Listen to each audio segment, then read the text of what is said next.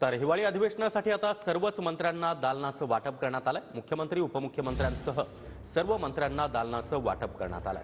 नागपुरातील विधान भवनातील जुनी इमारत, त्याचबरोबर नवी इमारत आणि विस्तारित इमारतीमध्ये हे दालन आहेत आणि सर्वच मंत्र्यांना आता दालनाचं वाटप करण्यात आलंय।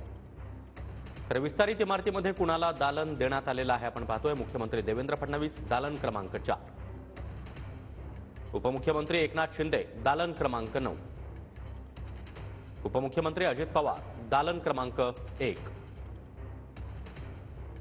तर मंत्री जयकुमार रावल यांना दालन क्रमांक 5 देण्यात आलाय।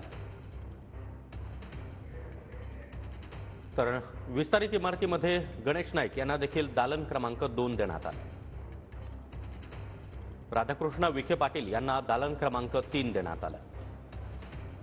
तर हसन मुश्रीफांना दालन क्रमांक 4 देण्यात आला।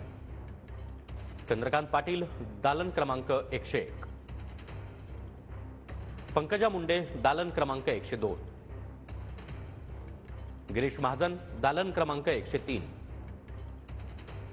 चंद्रशेखर बावनकुळे दालन क्रमांक 104, तर आशिष शेलार दालन क्रमांक 106,